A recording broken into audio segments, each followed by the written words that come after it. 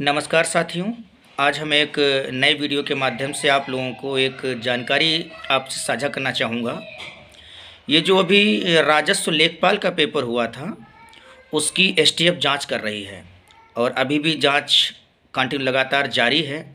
और उसी में एक बहुत बड़ा साक्ष्य सामने आया है कि जो उत्तर प्रदेश एसटीएफ द्वारा हाल ही में जो आयोजित राजस्व लेखपाल की परीक्षा है, जिसमें कुल मिलाकर 87 कॉलेज ऐसे हैं जिनकी रिपोर्ट एसटीएफ ने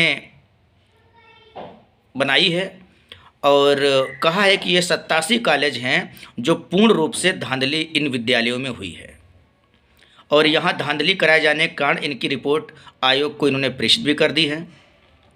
अब देखना दिलचस्प होगा कि आयोग जो है उत्तर प्रदेश अधीनस्थ सेवा चयन आयोग इस पर क्या निर्णय देता है।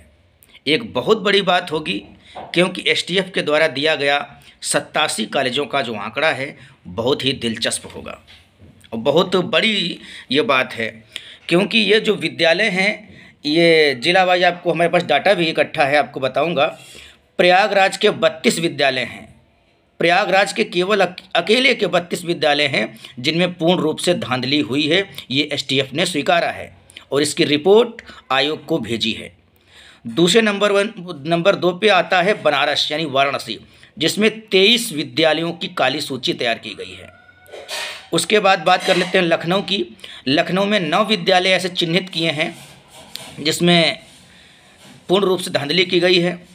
उसके बाद जौनपुर में 4 विद्यालय चिन्हित किए गए हैं, गोरखपुर में 3, बलिया में 3, गाजीपुर में 5 और मिर्ज़ापुर में 1 विद्यालय, एटा में 1 विद्यालय, मथुरा में 1 विद्यालय और मुजफ्फरनगर में भी 1 विद्यालय है।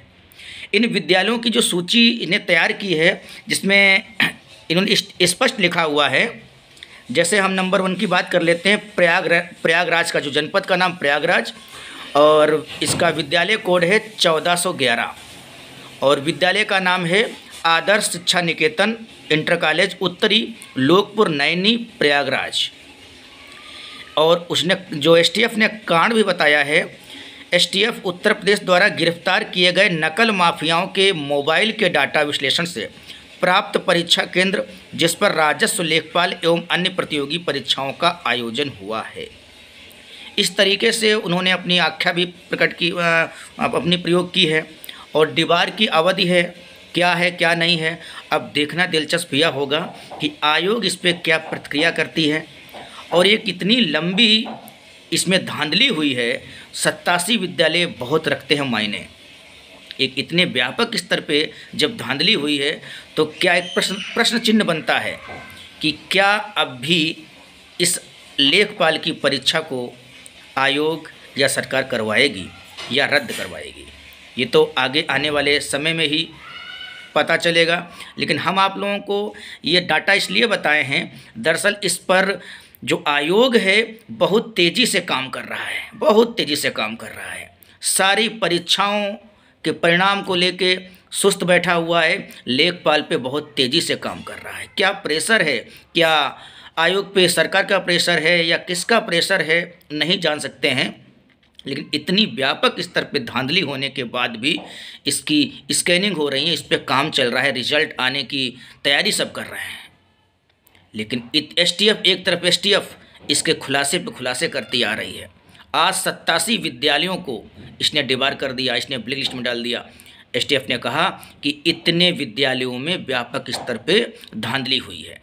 अब हम लोगों के लिए क्या न्यूज़ हो सकती है, जैसा कि मान लीजिए इस पे अंकुश लगता है या इस पे इसकी जो प्रक्रियाएं हैं, स्कैनिंग प्रक्रियाएं हैं, उसको रोका जाता है, स्थगित किया जाता है, तो ज़रूर हमारे लिए ये खुशखबरी होगी क्योंकि हमारी लोग जो पेंडिंग वैकेंसियां हैं जेई 16 जेई 18, ताकि उस पर अच्छे से काम हो पाएगा और अच्छे से जल्दी रिजल्ट आ जाएगा। अब ये लेखपाल की जो भर्ती प्रक्रिया है, रिजल्ट है, इस पे एक प्रश्न चिन्ह जरूर बनता है कि वास्तव में अब क्या आगे होगा, रिजल्ट कब जारी होगा, परीक्षा रद्द होगी या नहीं रद्द होगी, ये कहना आसान नहीं होगा। लेकिन एक दिलचस्प बात है कि देखना ज़रूर कि क्या होता है आगे। तो अगर ऐसा रद्द होती है या स्थगित होती है या उनकी कॉपियाँ जो भी काम चल रहा है वो रोका जाता है, तो निश्चित तौर पे हमारे लिए एक फ़ायदा का सौदा होगा कि हम लोगों के जो काम है उस पे तेज़ी आएगी और जल्दी से जल्दी हम लोगों का रिजल्ट आएगा। ठीक है, यही साझा करना था आप लोगों से। बहुत बहुत धन्यवाद वीडियो देखने के लिए। नमस्कार।